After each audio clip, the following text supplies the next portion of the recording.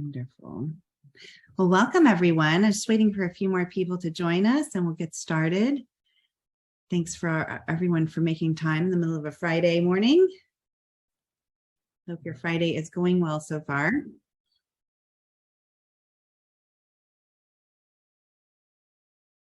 Okay.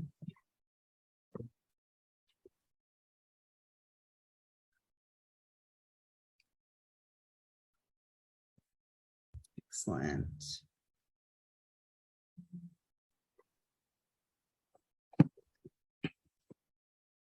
All right. We got a lot of filing in. Excellent. Hello. Hello. All right. Great.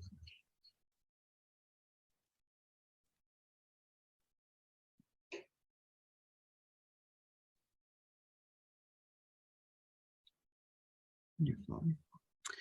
All right, well, we are recording today, so I'm going to go ahead and get started so that we can make the most of your time on a Friday morning. And I want to start by welcoming everyone to today's webinar for Apex Social's California Host Families. My name is Sarah Kadinsky, if you don't know me, and I'm the Executive Vice President here. I've been with Apex for over 10 years now. I want to personally welcome all of our host families today, and as a team, just let you know and remind you that we're here to support you and walk with you as you navigate through all the changes you're experiencing as a result of California updating their definition of household employee. And we understand the potential challenge that this creates for your family. Just want to know, know that we understand that and we're here for you. Back in 2019, our team navigated a similar transition alongside our Massachusetts families. And we learned a lot through that and just wanted to share a couple of things with you. Transitioning to an hourly pay structure can create more of a transactional feeling in the relationship. However, we've really seen many of our families in Massachusetts maintain the close relationship of trust with their caregiver that they enjoyed before. Just want to reassure you of that. And over the last several years, we've also seen that our Massachusetts families that have been most successful with this new employment structure have communicated upfront and clearly. And, that really made a big difference in their success. And so I have asked recently one of our Massachusetts families to share her advice for California families. And she said, I would advise them take notes and ask lots of questions. So kudos to all of you for already being here and participating in this webinar this morning. But today we are going to be learning about California's household employment guidelines from employment and payroll expert Tom Breedlove. So we're so glad that Tom could join us with his team. Tom is the Senior Director of Business Development for Care.com, HomePay, the country's leading specialist in the complex world of domestic employment compliance and all that comes with it, which includes payroll processing, employment tax filings, dependent care tax breaks, labor law, and insurance. Tom is the co-author of the Household Employers Financial, Legal, and HR Guide, and he's led the company's education and outreach efforts since 2006. So we are very honored to have him join us today. He's a frequent instructor for continuing education for accountants, lawyers, and financial advisors. So someone who we have worked with for a long time and really trust to advise our families. So we are really glad that he's here to be a great resource to all of our families. And after Tom's presentation, we will have a time for questions and answers. We have gotten a lot of questions that we've already teed up from all of you. Thank you for sending them in early. So we will be asking some questions after that were submitted ahead of time, as well as working in some questions that are posed in the chat. So please feel free to add your questions in the chat and we will do our best to get to them. And with that, I would like to turn it over to Tom. Oh, great. Thank you, Sarah. And welcome to everyone. I'm happy to be here along with my colleague, Carolyn Livingston. We're, sorry to be the bearer of bad news and talk you through all this yucky stuff.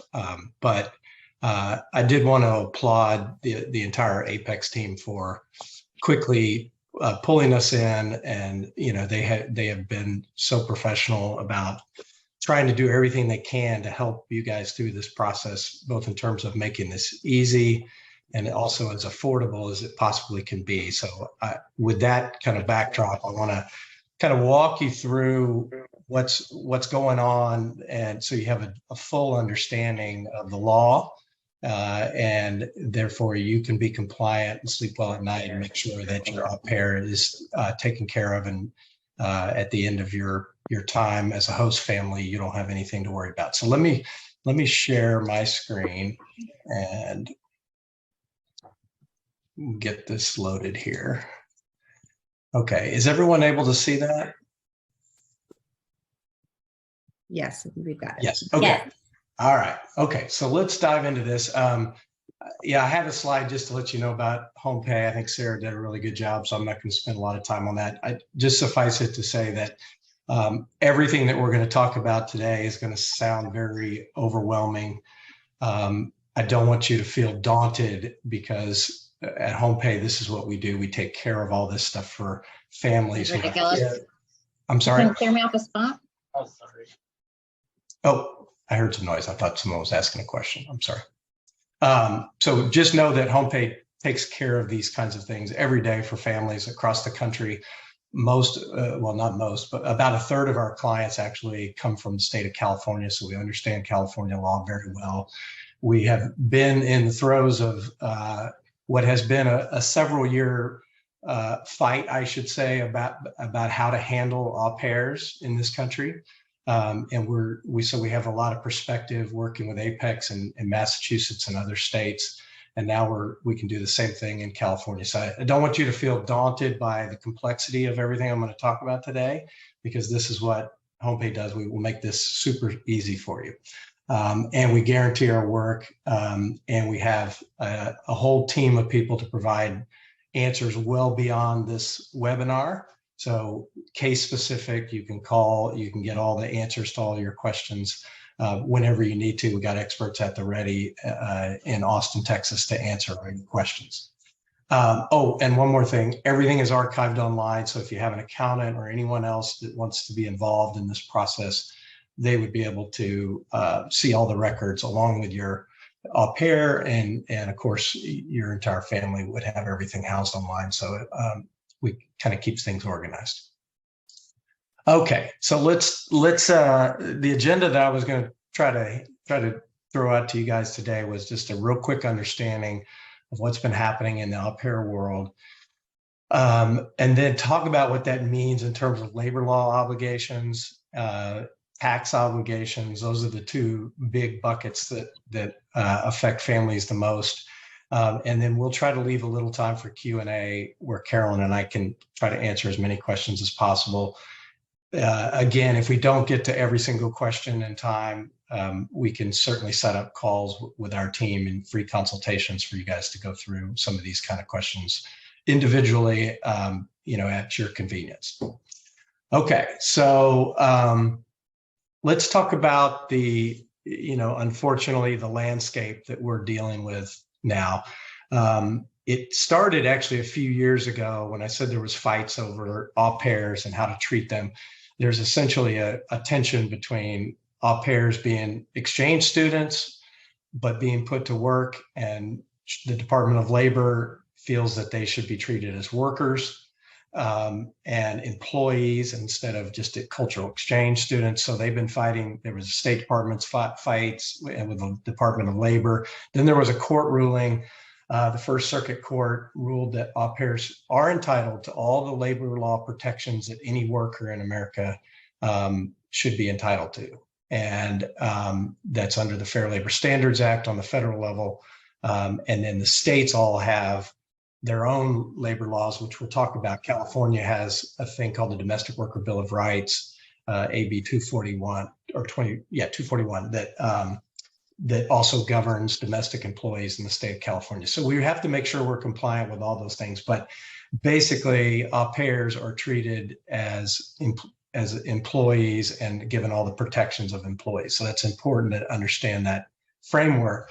After that happened, there was a $2.5 billion lawsuit, class action lawsuit, that was ultimately settled for $65 million. Au pairs got about 40 million of that money, and the attorneys got the other $25 million. So suffice it to say that the sharks are buzzing around. There's chum in the water. It's a very dicey situation with lots of attorneys trying to look for class action lawsuits. And it puts a lot of pressure on Apex as well as host families to make sure they're doing the right thing. And there's a high level of risk if you don't do the right thing, because the wages can be fairly, especially in California, the delta between minimum wage and the federal stipend is fairly significant.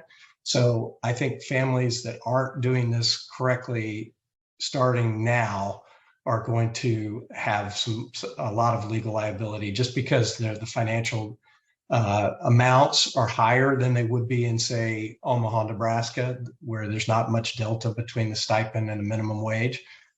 In California, the minimum wages are higher. There's more money on the table that is going to attract more attorneys and more class action lawsuits. So it's really important that we all come together and do this right. I think, one of the things I wanted to bring up was that over the past, really after all the legal stuff happened in Massachusetts, we then went into the COVID period where there were placements came to a trickle. That kind of stopped some of the buzz, and there had been states like California that weren't really sure. They had not come out and announced how they were going to treat au pairs. And I think they were getting a lot of questions from various agencies and probably host families over the last couple of years. They recently just announced, and this is what triggered this webinar, they recently just released their 23 guidance for household employers. And you can see in that slide that au pair is listed first among the group of these people should be treated as employees. So if there was ever a gray area or the ability to say, claim ignorance, it's gone now. The state of California has said these people should be treated this way. So that's the new reality. What does it mean? I think what it means is obviously everybody needs to comply. And I think the other thing that you'll see through this is that Apex is working really hard to try to make sure that this is easy. So like HomePay can take care of all the obligations, and it's as affordable as it can possibly be. I know they're working with a lot of you on the SDP program to try to get a lot of these care expenses paid for. So I want to applaud Apex for trying to bring a solution to making this as tolerable as possible of a situation for everyone. Okay, let's talk now about the labor law obligations. As I mentioned, AB 241 is the California state law that governs household employees. There's also sort of a carve out in the AB 241 that talks about personal attendants. Personal attendant just means someone whose job it is to care for a dependent. Au pairs would obviously fall under the personal attendant realm of the domestic employment law. So anything you look at, if you decide you want to look up or research in California, make sure that you're looking at the law that applies to personal attendants, because there are quite a few nuances that are different than a regular employee. The other thing that AB 241 did was it made wage disputes really easy for workers, which just adds to the legal landmine situation that we're dealing with. It used to be that a worker would have to hire an attorney and go to small claims court, which didn't happen very often, was kind of unrealistic. Now they can simply file a wage dispute online or in their county courthouse, and all of a sudden they're coming after the family.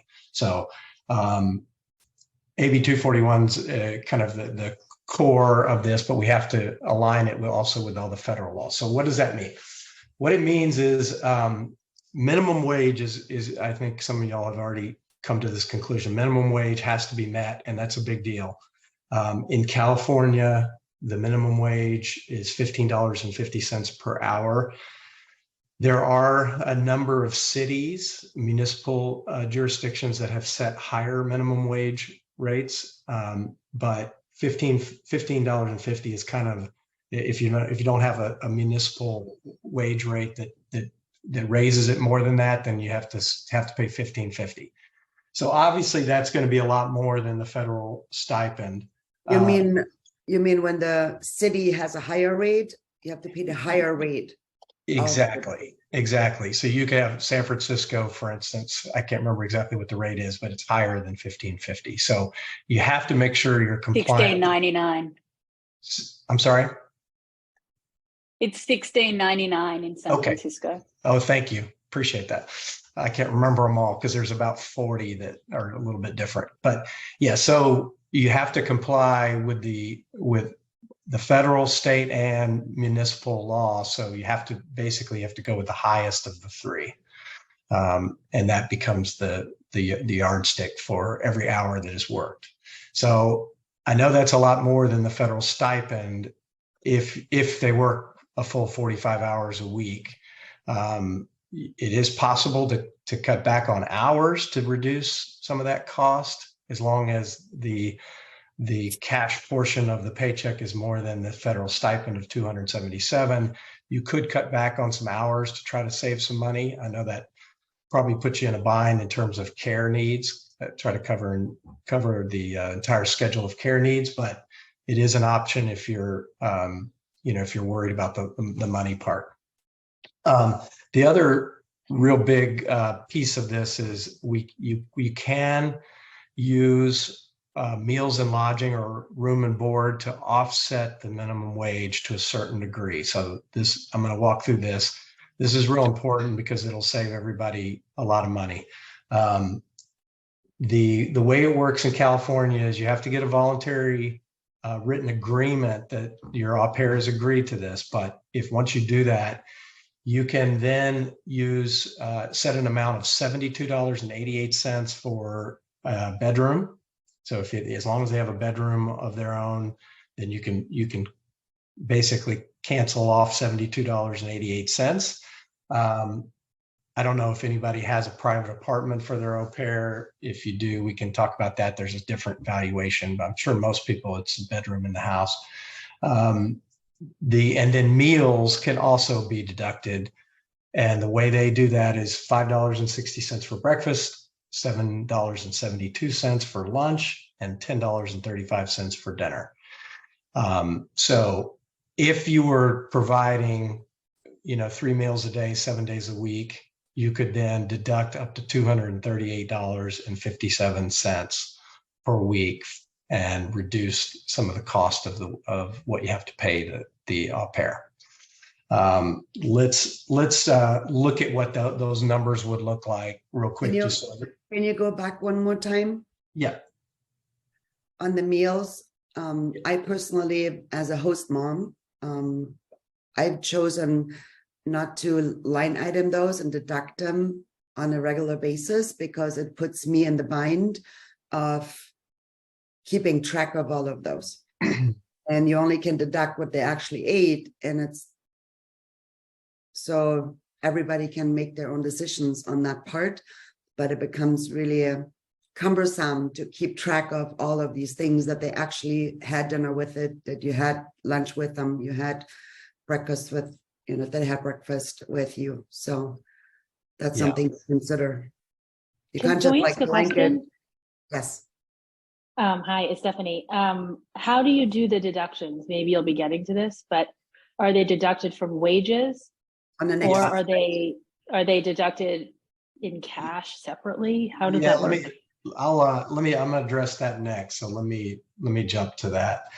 This is what a paycheck would look like if it was 45 hours at $15.50 and all of the meals and lodging were used. So you have to have a value then, a total value on the paycheck of $697.50. That's $15.50 times 45. Okay, so that's the total value. We can then offset $238.57 for meals and lodging, which essentially means that the au pair is getting room and board plus $458.93 in this case. Okay, so then they would have some taxes taken out of that, and I'll talk about that later, but that would be their gross wages. Does that make sense and answer your question? So yeah, I mean, if we're working with an FMS for those people with self-determination plans, the FMS should be able to deduct that after taxes. Yes, it's an after-tax, essentially an after-tax deduction. So we'll calculate the taxes based on the full amount, and then we'll do a after-tax deduction for the pay stub and the payment. Okay. Yeah, that's a good way to think about it. Okay. Just to clarify really quickly, this is people that are going through FMSs. These monies are state and federal monies. These are not our monies. They go through a separate LLC that was formed for our families. Do you know that we legally can do this when it's federal and state monies and not personal business monies? Like, can you answer any questions about the self-determination program? Yeah, unfortunately, I don't know a lot about the SDP program, so I would have to probably talk to the group in charge of that. But this is federal and state law all recognizes live-in employees and meals and lodging. This is not something that is unique to au pairs. So given that the federal and the state law supports this, I would think it would probably fly and be fine but I'm happy to talk to them and verify that. Yeah, because going through the way that I'm understanding it, this is a separate entity that's being reimbursed from, these monies that have been agreed upon versus people who have their own monies and they're trying to write off their own personal business expenses. Yeah, I think I see what you're saying. It's like but I think I think they would probably provide the family with some sort of offset for all the food that they've provided, room and board that they've provided. But we'll table that. Thank you. I know Apex wanted to try to get us connected to the SDP folks. And so that would be a really good question to ask them. And I'm happy to do that. Okay. All right, we'll keep going, and I'm going to try to breeze through this so that we can get to some questions. I know everybody's doesn't have a lot of time today. Stephanie, do you still have your hand up, or is it just? Oh, I'm sorry. I'll take it down. I didn't mean to keep it up. Okay. Overtime, I'm not going to spend much time on it because the weekly amount of overtime is 45 hours in a week, and I know that everybody is keeping their au pairs below that. The one thing that is unique about California is they have a daily overtime requirement for personal attendance. And if you have hours that exceed 9 in a day, any extra hours over that would have to be paid at time and a half the regular rate of pay. So that's important to know. I would think that that's going to be pretty expensive for families if they have days that are over 9 hours. So you might want to work the schedule to fall underneath that threshold if you can. Okay. Paid sick leave. I'm not going to spend much time on this. You might hear people talking about paid sick leave in California because there's state and there's also municipal paid sick leave in almost every city now in California. It's kind of confusing because they have an upfront and they have an accrual method and you can pick what method and all that. I think about the bottom line for au pair hosts is that the 2 weeks that you're providing in PTO will cover you on paid sick leave. So you can kind of put that in a corner and not worry about. It's one less thing to worry about, I think, for you guys. I did want to bring up workers' comp because workers' comp is not only is it required in California, and there are pretty stiff penalties if you don't have it, but it's also one of those kind of dangerous things where if the au pair were to get hurt on the job site, which could mean driving a child to work, or it could mean slipping down the stairs, it could mean anything. But if they were hurt and weren't able to perform their duties, workers' comp, the benefits that would be awarded in a workers' comp claim would be the responsibility of the family. So it's a kind of it's a dangerous situation for families. You need to have it, and it also reduces an enormous amount of risk. So I highly encourage that you talk to your homeowner's insurance provider. In California, they're required to offer workers' comp, and it's subsidized to a certain degree by the state. So it's not super expensive in California. And I think even some policies even include a certain amount of coverage. So talk to your homeowner's insurance agent and let them know you have an au pair in the home, 40 hours a week or 45 hours a week or whatever, and see if you can get a quote on that. But I highly recommend that you take care of that as well. Another thing that's required on the labor law side in California is what's called a wage notice. It's essentially like a mini version of an employment agreement. It's a one-page document, but it's very prescriptive. You can see on my screen there exactly what's required, but you need to have all that in writing and signed by the au pair. The au pair gets a copy and you get a copy, and I would think Apex is probably going to want to have a copy as well. But it really outlines all the terms of the agreement that are more on the employment side. It's a little different than the J1 side. So we'll overlay that, help you guys figure out how to get that completed and signed. Just one more little piece of paperwork. The fines are pretty expensive if you don't do this. Do you have a form that we can work off of that includes sick leave laws? Yeah, I think what we'll do more of a Mad Lib style that we can customize for our own situations. Yeah, exactly. Carolyn and I were talking about working with the Apex team to get some samples in there and templates in there so it's a little easier for you guys to fill out. I appreciate it. Do you happen to know how quickly that can happen? Because I think a lot of us are trying to comply with the law and not wait, too long before we do all of these things. Totally agree. I think we can do that within a few days. Okay, thanks. Yeah, it shouldn't be too much trouble. And then the last thing is detailed pay stubs are required. The au pair has to be paid at least semi-monthly, meaning basically twice a month. But I think we would probably recommend, since we're counting hours, that we do it weekly.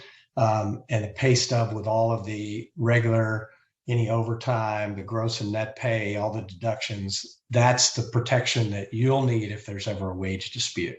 So again, all of these labor law things that I've mentioned, with the exception of workers' comp, HomePay can handle for you, along with Apex. We'll make sure that you guys are compliant on all these pieces. Okay.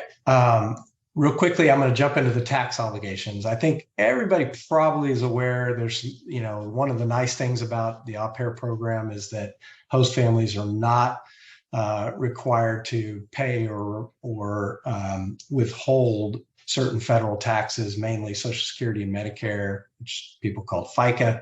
And that's good because it saves basically 15.3%.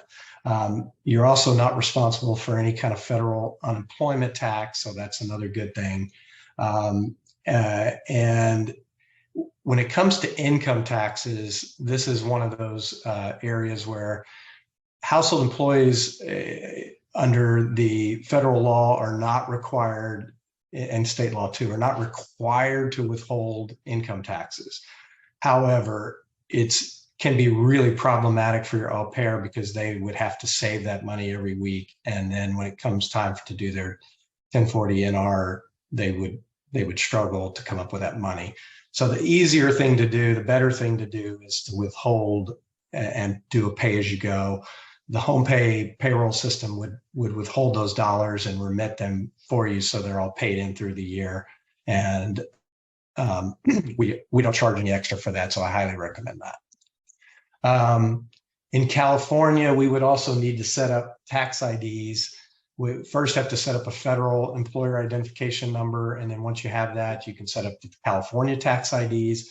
That's where we then have to file wage reports with the EDD basically on a quarterly basis. Okay. And then we have to manage those accounts because they have alerts and notices, and also have to close them down at the end of the employment period. So just so you know, there's some tax ID work that has to happen. Here's a list of all the filing dates and all that. I'm not going to bore you with that, but you could watch the video and freeze frame this if you want to get these details. Okay, so here I did want to do one more thing with that paycheck that I showed you earlier, and this is the full view of the paycheck because it has both the employee side as well as the employer side. But you can see the employee paycheck on that scenario that we talked about earlier would be, I said $458, I think, and 93 cents was the gross pay. They would then have some taxes on that, so they would get $391.12 in this scenario.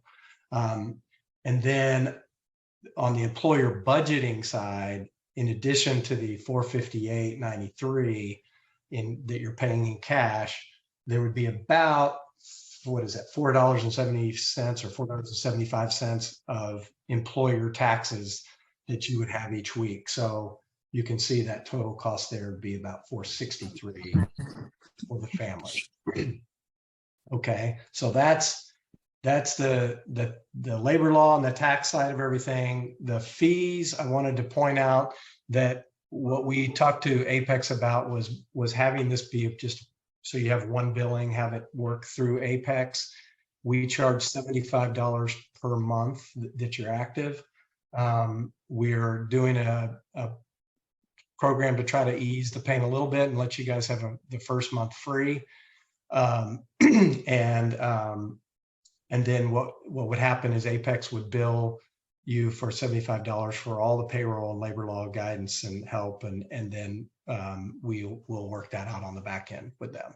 So and there are no long-term contracts or commitments. As soon as your care needs are over, we would just terminate the relationship.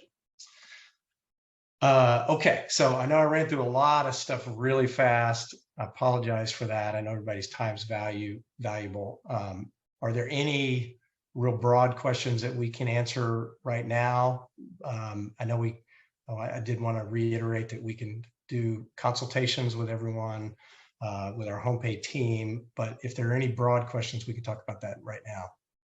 Where are you getting the numbers for the room, board, and lodging? Because it's not matching what I'm seeing in that EDD guide. Do you have the most recent 23 numbers? Because they've changed. Yeah, I was reading them from the 23. Is that where you're, because the ones in there are different than the maximum credits are from wage order 15. You may be looking in the tax guide. Basically, if you provide room and board and you don't credit it toward minimum wage, you still have to pay taxes on that value. And that's what those amounts are. That's the minimum amount that the employer has to report as income. But as far as crediting toward minimum wage, that's going to be in wage order 15. It's kind of, thank you. Yeah. Thank you, Carol. Great. Well, the majority of our questions that came in ahead of time, Tom, were really swirling around some of the benefits and how, because, and traditionally our families have provided a lot of different benefits to their caregiver, and they're wondering which ones of those should be required, and which ones, as an employer, and which ones they can kind of change their expectations on. Some of those, biggest ones is the car.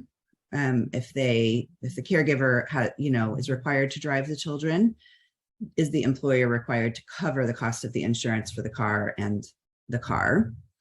And then the phone, many host families cover the cost of a mobile phone for the caregiver and their plan.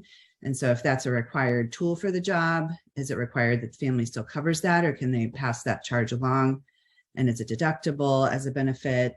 Are there Yeah. Things were Actually, cell phone usage, the cell phone service bill would actually be a non-taxable form of compensation. So it can be, if the family's providing it, then that cost can be considered non-taxable for them. And it Are is they required to pay cover for it. it?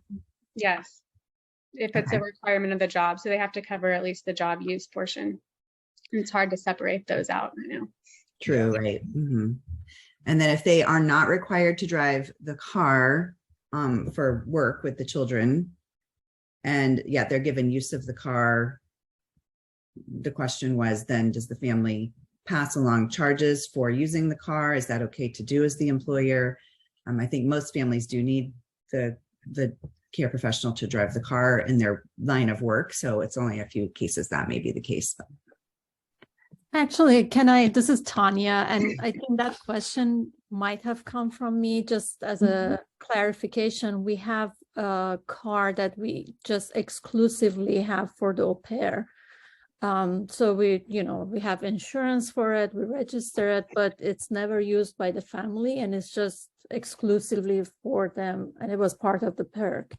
So I'm just wondering, I assume that's not required, because the part that we have a car that she drives to take our kids to school and back. So this other car is just completely separate. So that was really my question.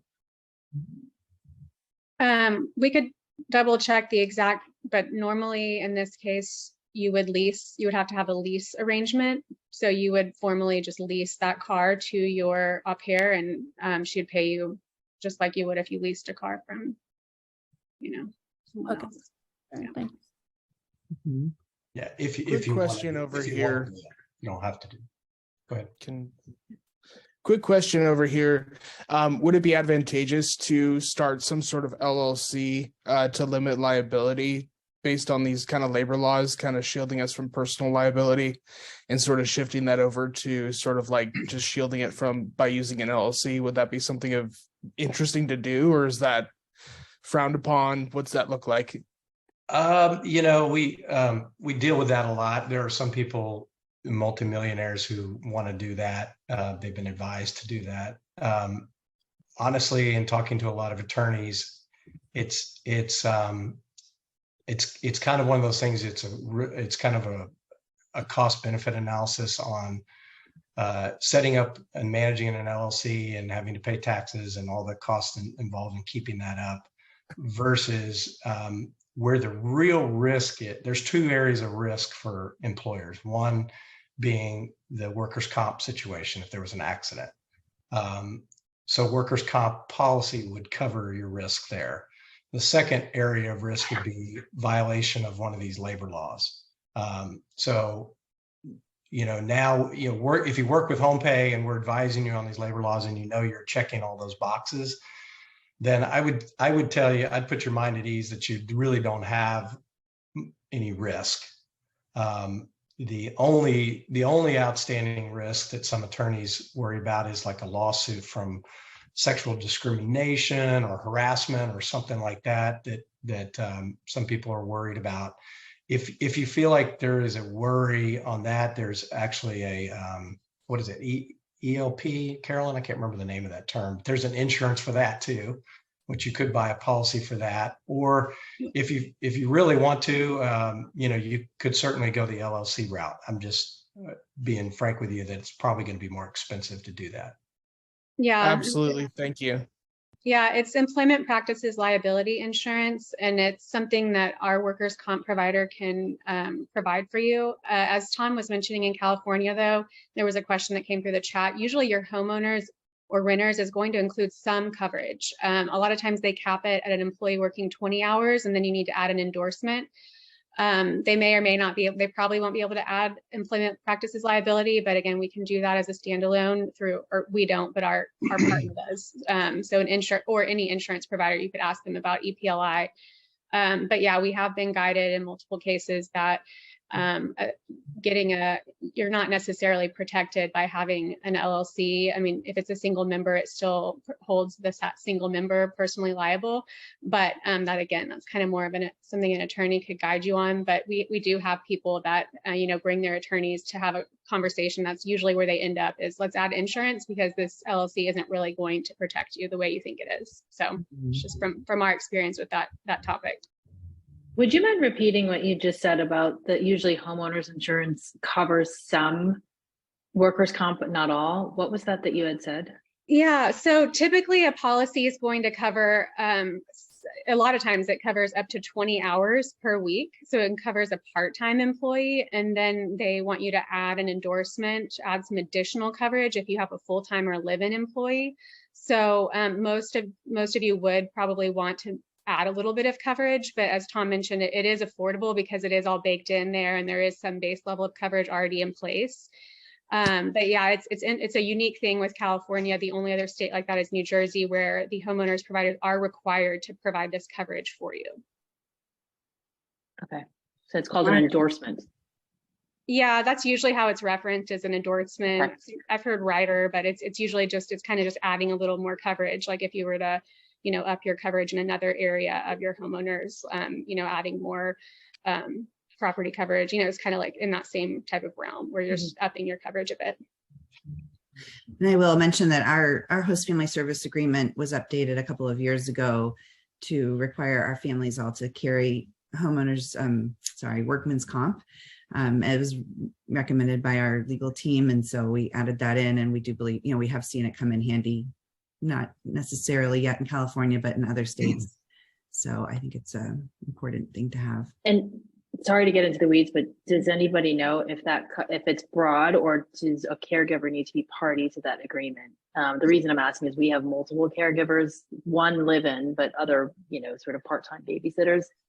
Would they be covered by that endorsement? Yes. Or do you have to list a caregiver on the policy? That's a great question. It is not a per caregiver. It's not tied to a particular caregiver. So it's just, there's sort of a base level for part-time casual employment. And then if you've got more regular full-time employment, but yeah, you don't have to get one for each caregiver. So. Okay, thanks.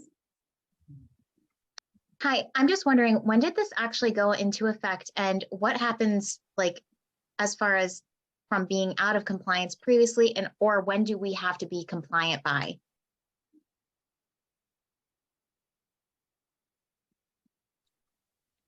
I don't know if someone from Apex wants to take that. I mean, the way I view it is when the EDD came out with this notice saying all pairs should be treated as employees, in my opinion, that's when any gray area got eliminated. And I would say, so in the year 2023, I would start with 2023. Mm-hmm. I know that some folks may have had an au pair last year. Maybe if you're really worried about being squeaky clean, then, we could certainly go back in time and do that.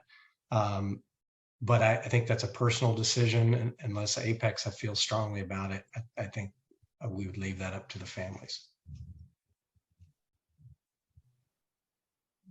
Yeah, that's our understanding as well, that it came out with the 2023 guidelines. It was the first time we had seen it in writing. So we wanted to inform families as soon as we became aware, and understand it takes a little time to learn and put it into place, but we think time is of the essence. Yeah. So why are some agencies not making it this mandatory and others are? Because people are arguing with me this is just guidance, this is not a law. Can you help us understand the difference between guidance and law? Yeah, I would say my guess is that all of the au pair agencies that are operating in California will be mandating compliance within a month or two, because of the legal implications of getting, now that it's all this is out on the table, and the lawyers are watching it for financial opportunity. there's an enormous amount of financial opportunity. So I would say it this way: it is the law. Like any law, you can sometimes get away with it for a while, and because the law wasn't super clear until now, I think everybody kind of was hoping for the best, and obviously no one wanted host family staff to pay all those, taxes and all that, and minimum wage. But I would say there's no more gray area. It's black and white. It's the law, and all of the agencies have a lot of risk. Families have risk. So I think it'll all get cleaned up by all the au pair agencies and be a mandatory part of the placement process within a few months. That's my conjecture. I don't because there really isn't any gray area now, and the Au Pair in America and some others have had to come out of pocket because they are viewed as essentially managing this program, and they're responsible for the program. So they're the ones having to pay. There's no way that an Apex or an Au Pair in America or anybody could continue to do business this way under this legal environment.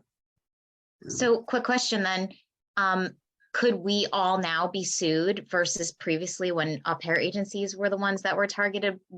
Could us families now be targeted? Well, I don't think you would have to worry about like class action lawsuits because there's not enough money in it. And, an attorney wouldn't get enough out of you per se as an individual family to make it worth their while. However, if the au pair heard that they were supposed to be getting paid $15.50 an hour and they were only getting a $277 stipend, if they filed a wage dispute, then yes, you would be held personally liable for that. And so as an individual family, you'd be, I think there's risk there.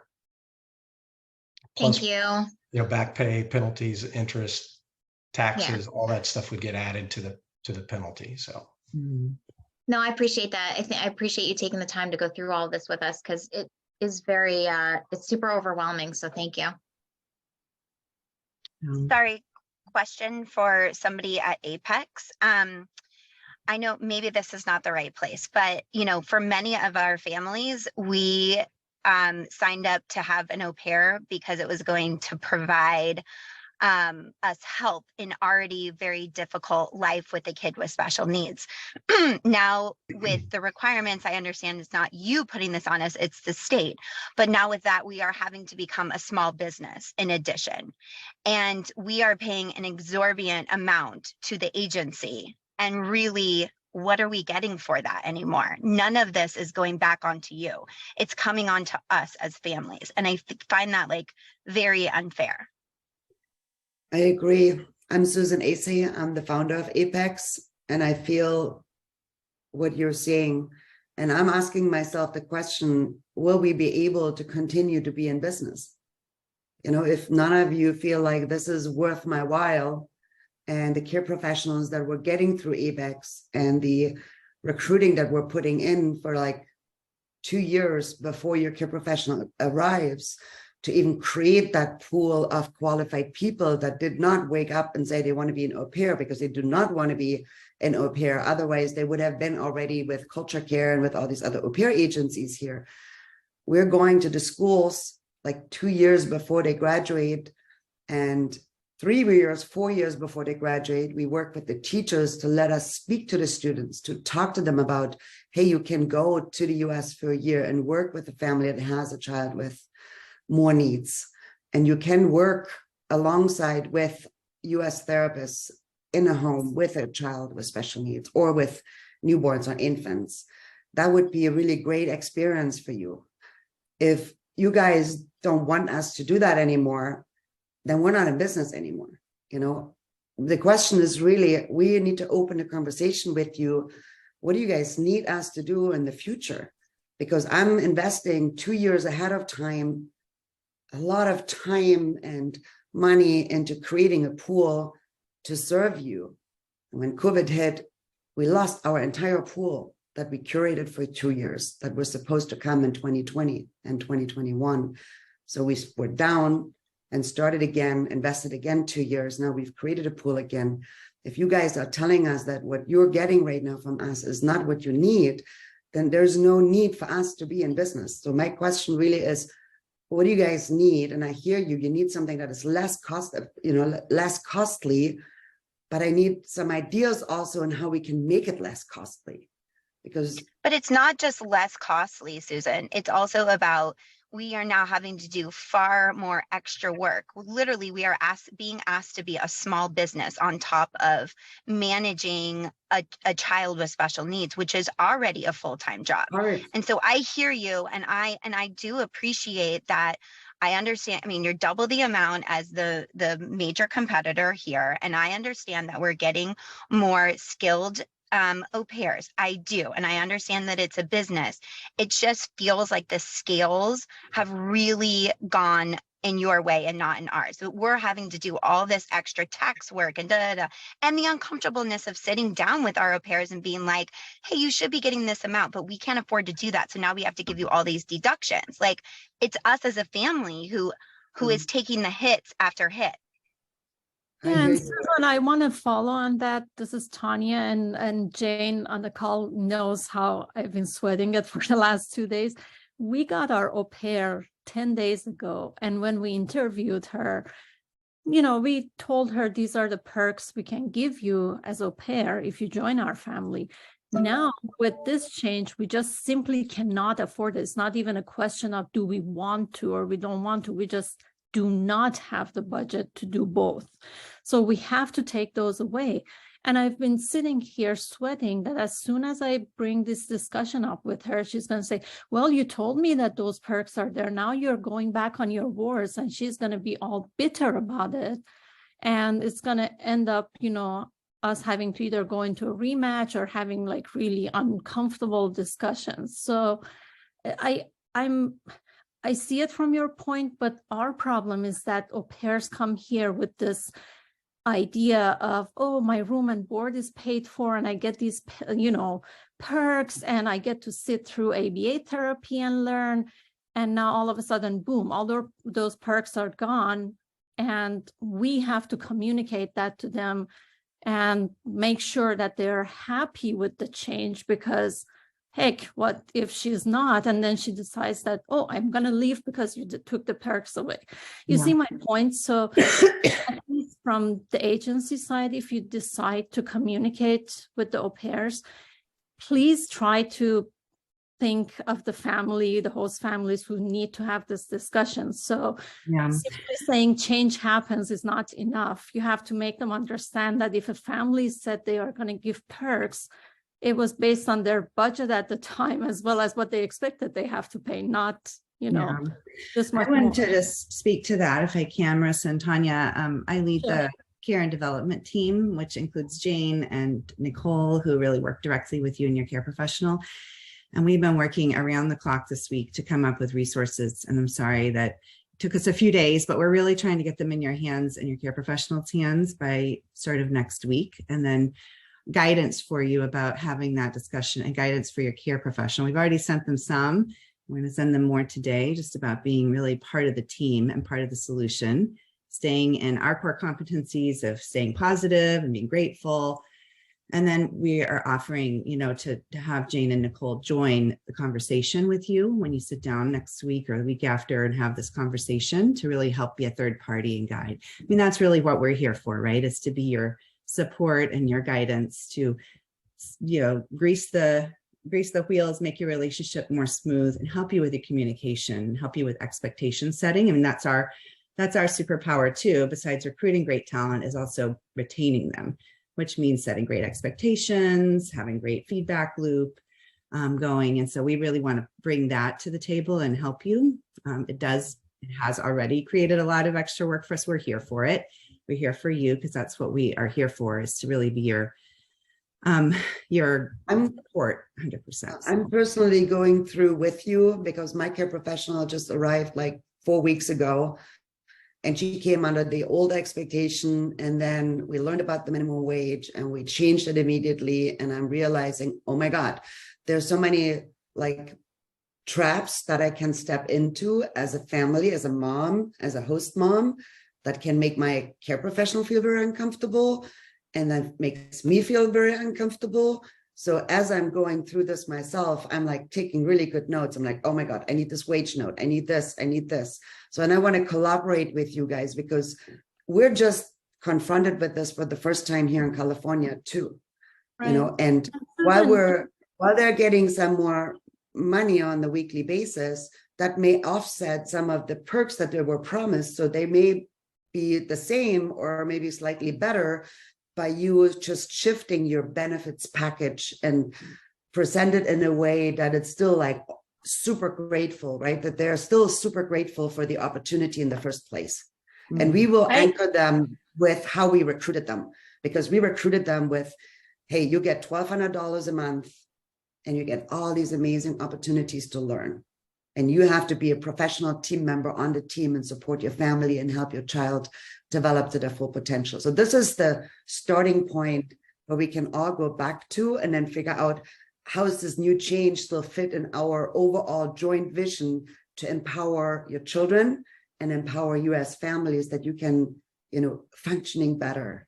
With I know there's people with their hand. Oh, sorry, go ahead. I just want to put something out there, and I want to see how other families want to, or if they have ideas, because one thing is that now spending time with the family could very well become I'm spending time with kids.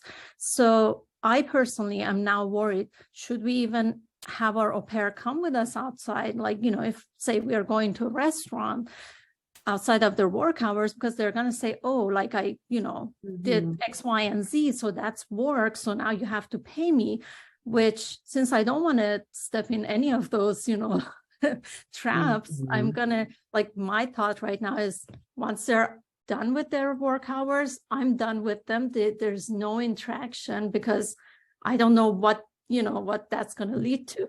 So that's the other downside. Yeah, I think I mentioned that in my opening remarks, and I don't know, some of you weren't here yet, but that's what we've learned in Massachusetts, that the unfortunate side effect of this legal change has been, it becomes more transactional, the relationship. And initially, but you become the employer-employee relationship that you really all want, because if you would hire an American, you would have that in the first place. We were just all like used to this cultural exchange, and they're living with us and being very comfortable with our family, and we're going and we have 40, you know, we're paying them this fixed amount and then they work. As long as we have that expectation set between our care professional and us as families, I think it can work really well still. I also just want to say that they're all the perks that families are offering, because it sounds like we all kind of do these sorts of things for our caregivers.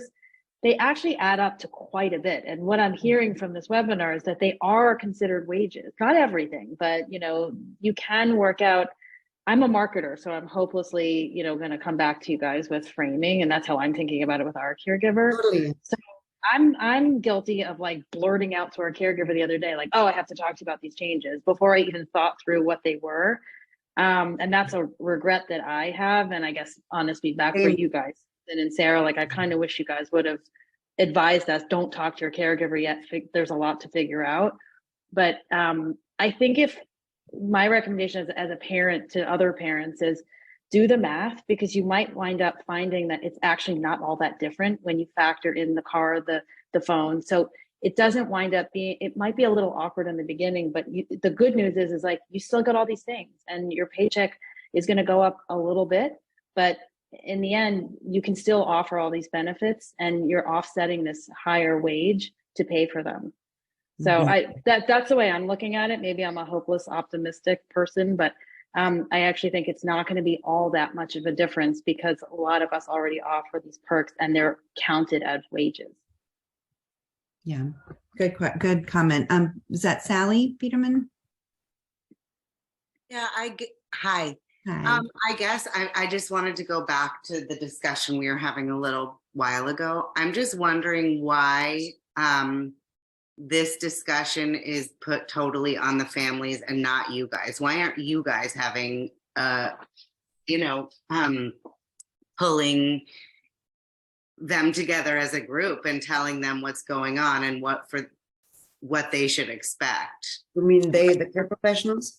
Yeah, I mean, you know, I get several check-ins a week, a month. I know there's people to talk to them. Why is it falling in just our laps to let them know that this is what's going on? Because you guys recruited them under the guise of this, this, and this, and this, and now it's changing, and that Right. not on us. It's not on you either, but it's changing, and basically they're hired through you, and now the rules are changing. So why?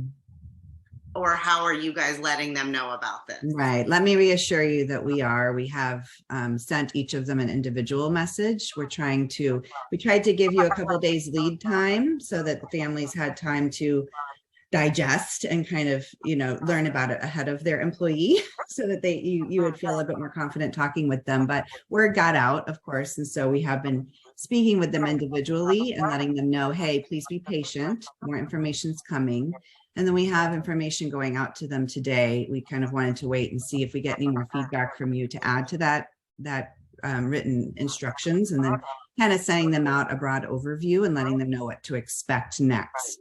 And then we really want to, Jane and Nicole have great relationships with all of your care professionals. And so they've been coaching them one-on-one this week, and will continue to do so. And a lot of the coaching is around, hey, everybody's situation is going to be different. It's not going to be one size fits all. You're going to have different benefits in your family than your friend. And so it's not best practice to be talking with each other. Wait until your family gets their situation worked out. Sit down with them, seek to understand, seek to be part of the team. We know you love your family. We really want you to feel like you're part of the solution too. And so, you know, we are doing that, I assure you. We did want to give you a little lead time, but unfortunately it did kind of slip out to the CPs and, you know, through some other channels, hey, there's something going on. So we have been talking to them individually this week.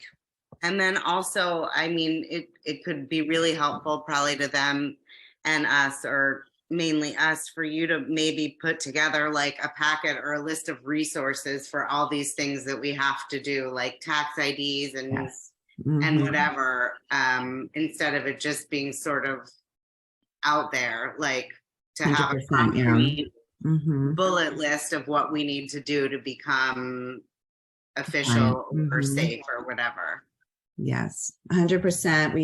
We will be adding a whole nother section to our household, guide here that is for California, and that's for you and something for them. We did send you, I hope you all were able to download the HomePay one-pager. That's like a simple, quick guide. And then we're going to come up with some more things by early next week that will guide you through. And we're really recommending you start by, once you've met with HomePay and get your offer together, to set up a weekly meeting where you invite your ACD, Jane or Nicole, to join you and be able to present it together so that the care professional can ask questions, make sure they understand how the deductions work, what expectations are changing in your relationship going forward. And we're also aiming to provide you with a quick little webinar video that will walk you through that a little bit too by next week. So.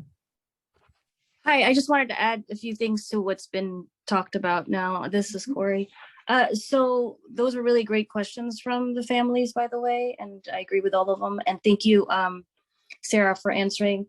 So should we, going forward then, because like when I kind of mentioned that there would be changes to our au pair, and it didn't sound like she got any info. So she was, I think, pretty clueless at this point. I know you said that something will be coming out soon for them, but you mentioned that you guys have talked to the au pairs, but it doesn't sound like it from, anyway, going forward then, should we first, I guess, wait for you guys to talk to them before we explain all this to them, or how does it work? What do you advise? We are sending out like an email today to everyone. I can't promise, not every care professional we've learned opens their email in a timely manner, but they will have it by the end of the day today. However, we really recommend you wait to talk with them about it until you know what your situation is and kind of what you're offering, what the wage will be minus the deductions, because we learned in Massachusetts, it sets them up for disappointment if you say, well, your new wage is going to be $16 an hour. And then they find out a few days later, oh, that's going to be minus this. And so you're actually only ending up with this. It sets them up to feel disappointed, rather than if you're, like Stephanie mentioned, framing it from the beginning. Hey, we have some updates for you. Let's sit down and talk about it. and tell them the whole package at once. Like, here's some things that are changed. The bottom line for them will be better in the end. In the end, they're going to be making inevitably more money every week. And so you don't want to, kind of anchor them too high before you're able to explain the whole picture to them, if that makes sense. Yeah, thanks, Sarah. I also wanted to add, speaking of deductions, I know you guys mentioned earlier about the deductions for like the bedroom and all that. So ours is a little bit unique because our au pair actually sort of has an apartment. So she has an in-law apartment on her own floor downstairs, complete with a bedroom, a private bathroom, a kitchenette, all that. How does that work? How do we deduct? I think that would probably be best be covered in a one-on-one with HomePay if you can schedule on their calendar, because like we said, everybody's situation is super unique. So they'd be able to advise you on that. Mm-hmm. Thank you. Tom and Carolyn, can you wave that this is true, that you can help with that? Yes, we absolutely can. Great, thank you.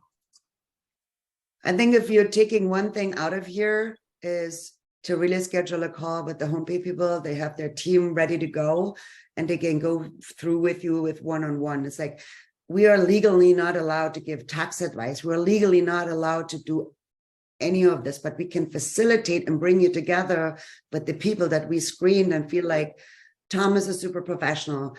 Caroline is a super professional. They have professionals in their team. They're since 20 years in the business. So you don't have to do the screening. Before that, they can help you understand what it really is, so you can create a plan. And what I just thinking about when I was hearing the different possibilities, how would you guys feel that we're setting up next week like a experience share parent group where I can be there, Sarah can be there, and maybe some of you can be there, where we just share experiences on how we go about it so we can support each other, because we're all in this here together.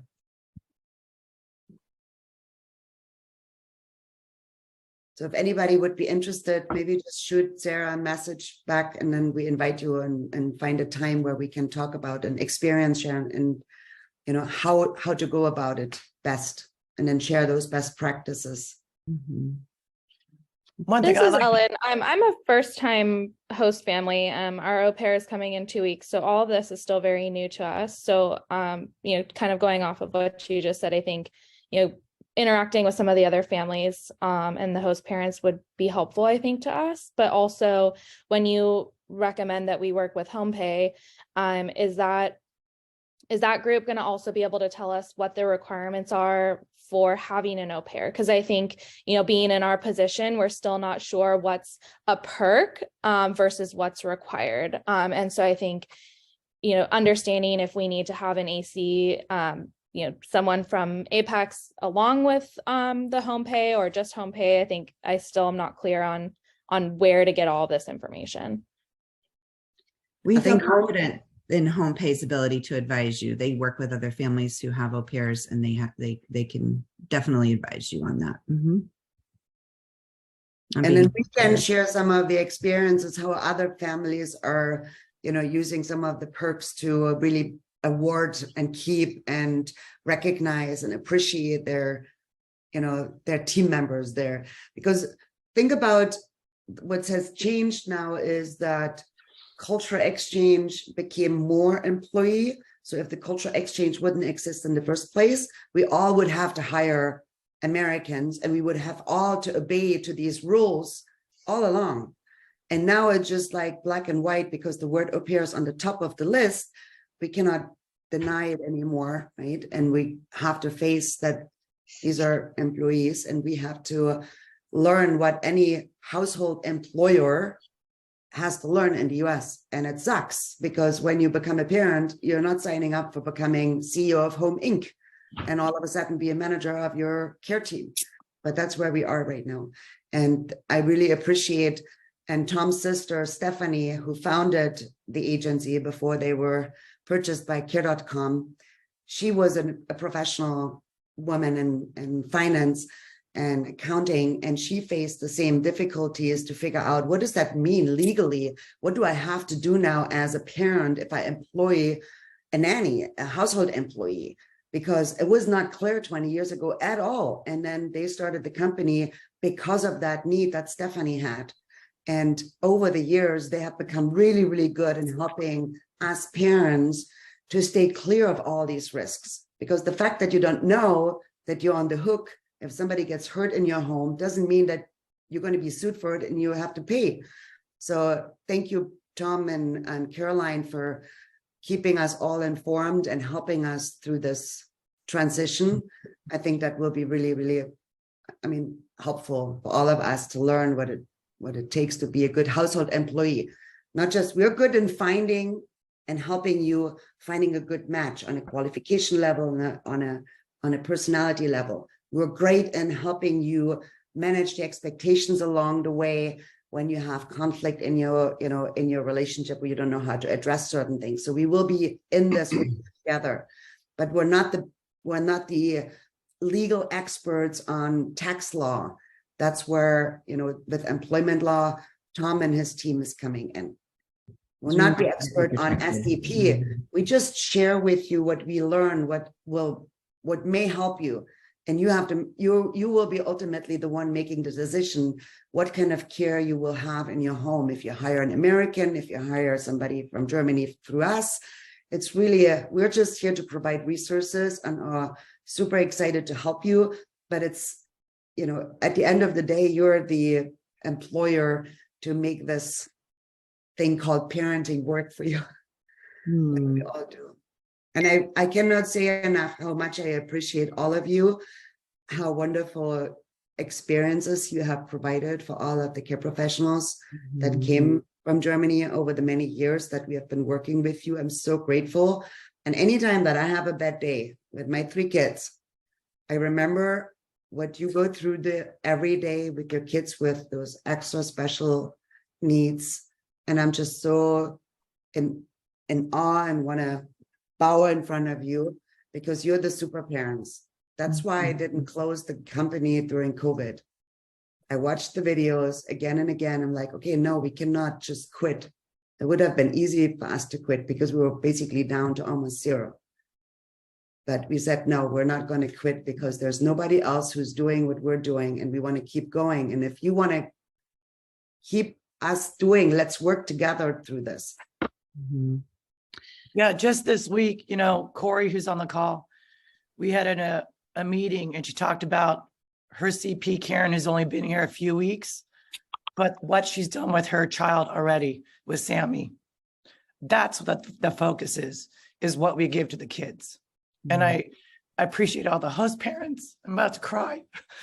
And the care professionals. I do. And we will get through this. Yeah, we will. It's so important. Thank you, Jane. Well, we are here for you. And so, we'll be in touch with more resources. I know someone asked if we could share the message we're going to send to the care professionals today. And I think that's a great idea. So we're all on the same page. We're on your team and we want your conversation with them to go really well over the next week. So please stay in touch with us, stay in touch with Jane and Nicole.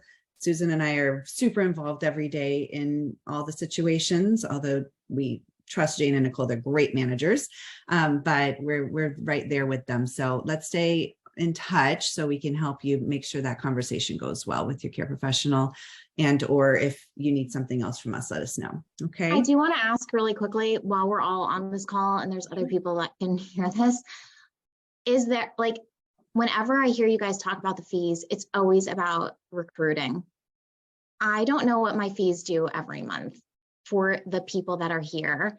And for us during this, I feel extremely frustrated with the fact that you guys went through this in Massachusetts and sent that horrible email. The email was horrible. Let's be honest. At the end, it basically was like, make a choice what you're going to do.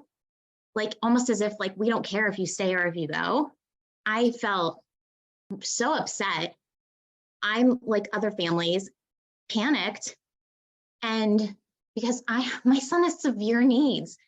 This affects my whole family. This affects my au pairs here, who we love, who she's family to us. I'm interviewing. You guys had me sign a new contract while you knew that this was happening, agreeing to fees that I'm blown away. I think that it's time for a little transparency from Apex to tell us what are every other agency that my friends are using $10,000 a year. And I always justified, you don't understand the amazing care I get.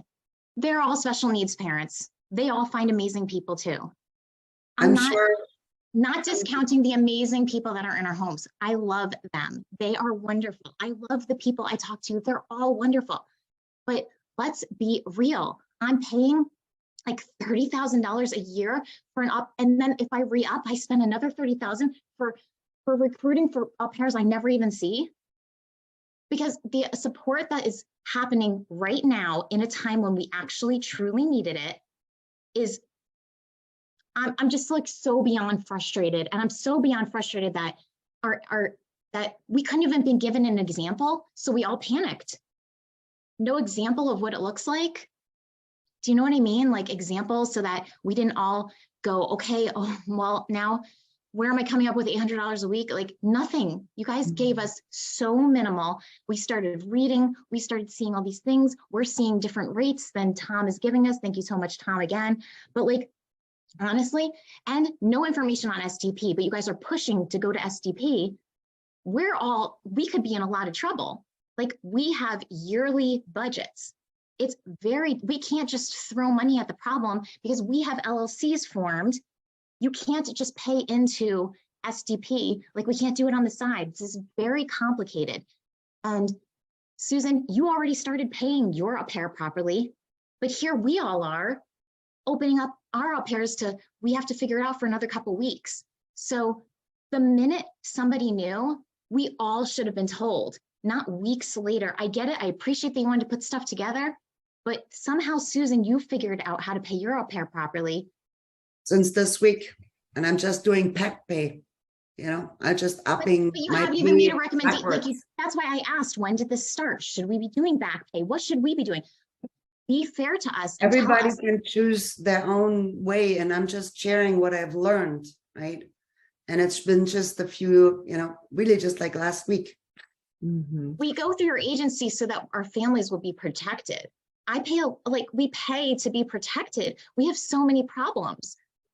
Like my son's very complicated. I want the person that works for us to be protected.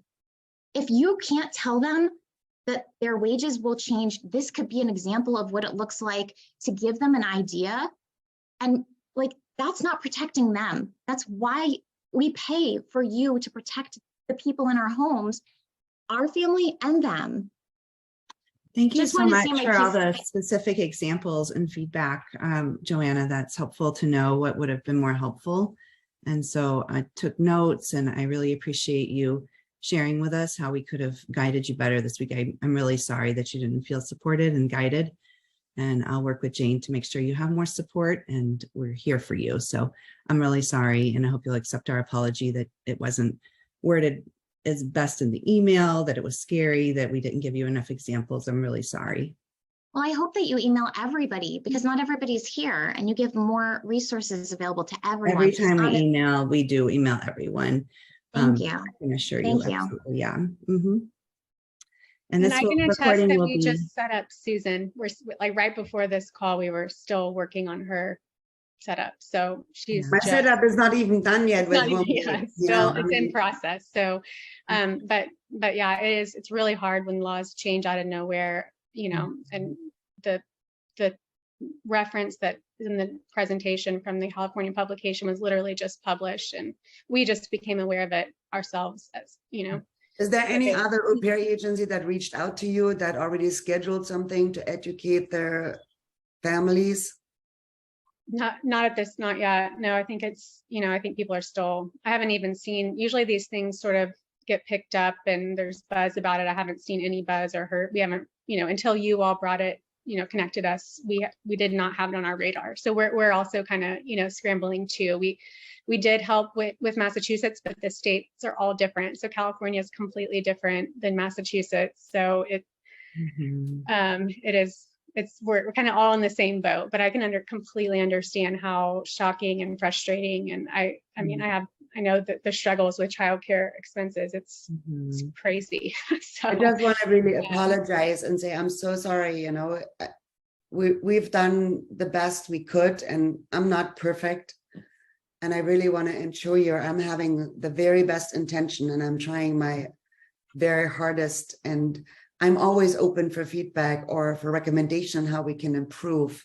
Please, accept my apologies if you feel like you weren't communicated fast enough or good enough. Or I really want you to hear that I'm feeling truly sorry if you feel like we're falling short here. Yeah. But I hope we can, improve in the future and put you in touch with the guidelines. And we are by no means pushing you to do anything. We just want to make sure that you all know the information, and we want to do what's right. And that's why we also put kind of like this, time frame out, that by the end of this quarter, we all know, what we want to do and help the care professionals transition if they may not want to, or if they can't stay with you, which will be heartbreaking, but we can't change the laws. We can just obey and stay within the laws. And if we want to change it, then we need to go to regulatory. So. I think Jana, you had your hand up first. Yeah, I have a much more practical question. Okay. And it was one that I had sent ahead, but I didn't hear Tom or Carolyn address it. So when our care professionals arrive in the US, they are not allowed, we can't even make their appointment with the Social Security Department until their feet are on the ground in the US. Then to get an appointment, it's usually a minimum of 2 to 3 weeks. So for my current care professional, when he arrived in September 17th, his appointment with Social Security was not until October 12th. And then from that date, it takes 2 weeks to get a Social Security card. So you're talking 6 weeks from the date they arrive before they even have a Social Security number. How do we pay them during those 6 weeks? Tom, I know you have an answer for that because you gave me an answer. We don't need a Social Security number to pay them. We will only need a Social Security number later in the year. So timing on that should not be an issue. Okay, so that I think there are some banks though that require a Social Security number to create a checking account. So they are all interrelated, and I think that's a great question that was asked. And then I'll have to check with the financial management services companies on whether they can hire, because they also, not only do they have an onboarding process to pay care professionals when you're using self-determination funds, they also have to go through a background check before they can pay employees who work for families with special needs in California. And so there's going to be a time period from them where they have to run their required background checks as well.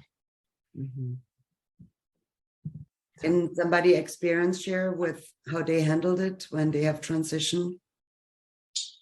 Oh yeah, no, you have to pay them that's cash. correct. We had to pay them cash until they could be onboarded, and they have to go through that could take a minimum 1 month up to 2 months, because they have to go through the federal background check, and they're not going to be able to do that without their Social Security numbers. Right. So we'll have in the meanwhile, Tom, you do a month by month. So for example, for us families that are transitioning and we want to stay legal, we technically could pay cash. You cannot be reimbursed from your, just so everybody knows, you can never go back. You can't be reimbursed. But then we'd have to keep 2 separate records, the records through transition. Is that the way I'm understanding it? Is this for the SDP program? So if you use SDP, when there's a transition, there's no way that they could even be paid for the first 4 weeks, even if you did, because they have to go through all the developmental services. They have to be background checked and vetted. So regardless, they wouldn't be paid for a minimum of a month. Okay. In the meanwhile, is it possible that someone could just for 1 month do payroll, because I could pay cash technically to you, and then I would just is that, because he already has an LLC? It's complicated, right? For us families. Yeah, think I understand your question, and I think the answer is you could set up payroll and be basically private pay. Yeah. Until such time as the SDP picks up the reimbursements. Is that essentially what you're asking? Yeah, so the families have to like pay it themselves through, they could use, like, we could temporarily use a program like yours for a course of like technically 1 month to 6 weeks without a social security number in the beginning, for example. Yep. And then transition, and then we'd have to transition to SDP, but we can never be reimbursed. Just so you know, self-determination families, you can never be reimbursed for this. Unless, here's my question to you, Tom, do you guys send, like, how does the billing work as far as the payroll stuff? Does that like come directly out of a person's bank account, or do you send a bill and then we pay that bill later? No, what we do is we set up bank accounts on our system, and when you're basically approving payroll every week, when we, at the end of that week, we would move the net amounts to the caregiver as soon as they have a bank account, or you can write a check or pay cash, whatever you want to do. Then the tax portion the employer and employee tax portions that get remitted to the IRS and the state, we would move those and pay those to the proper tax authorities when they're due, which is later, at the end of the quarter, basically. So we would deduct money from your bank account, or you can pay directly for payroll. And then for taxes, we would move that money directly to the tax authorities for you, along with the wage reports and tax returns at the end of the quarter. Does that make sense? Well, so with self-determination families, for example, when we have to pay expenses for things, it's like you put in a request and it's like they pay the bill for you later. So it's kind of like it's constantly moving, right? So for the payroll, they take it out of an account that's been they created. But with a bill, like when I have to pay a bill, I get a copy of that bill. I take that bill, I submit it, they reimburse for that bill. But what I'm trying to figure out is you basically have a model where you directly take the money from a bank account somewhere. There is no billing later and hoping you're going to get the money back. The money has to be in the account before you could pay our caregivers.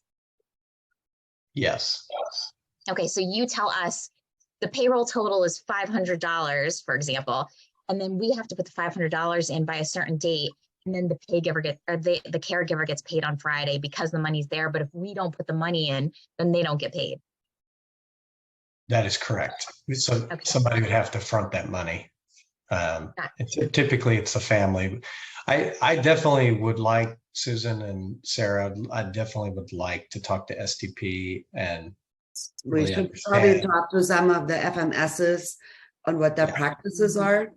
Yeah, we work with a lot of pooled trusts and some other third-party payer situations, kind of like what I think SDP is. And usually we're able to coordinate with them, and they can use our pay stubs, for instance, as a receipt to process reimbursements. But I don't know exactly how this program works, so I would want to talk to them and make sure that we could. Yeah. And if we can't serve you, that's fine. Maybe they can, or FMS or whoever. But if we can make it easier for you, we certainly will.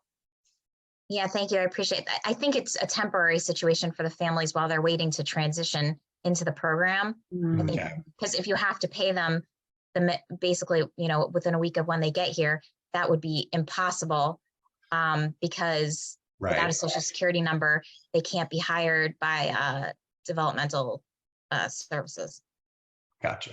Yeah, I mean, technically, I don't know that we can process without a social security number, but we can take that, I guess, offline. I just had a quick question here. This is Corey about the self-determination. So we're pretty new. We just got our au pair about 3.5 weeks ago. But I am very interested in getting more info regarding that. I saw that at the end of that email that Sarah had sent originally, that there was a way that you can schedule with someone for a consultation. But my question is that free, or are there hidden fees and suddenly we're going to get charged to meet with this person, or how does that work?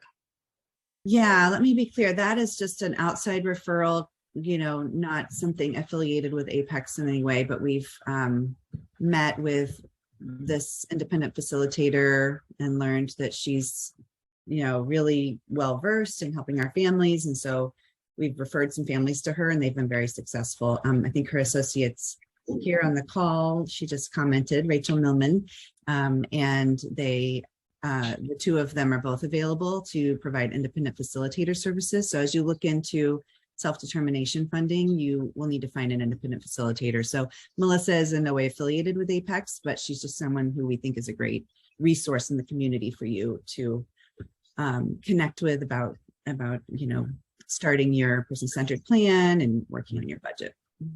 Okay, great. I think Tom is about to leave, but just really quickly, how do we make an appointment with Tom or Carolyn? Like, are there emails somewhere we can, because I don't see it here. Caroline, last email, I did put their Calendly scheduling link. Carolyn, is that the best way for them to get on your calendar? Yeah, I believe that's now up to date. I don't think we had that updated previously. We didn't realize, but we put it in the chat again. Okay. And we can send it out again as well. Oh, I in the also chat. have to Okay. go, and Tom is leaving. So Thank you. I want to say thank you so much to everybody.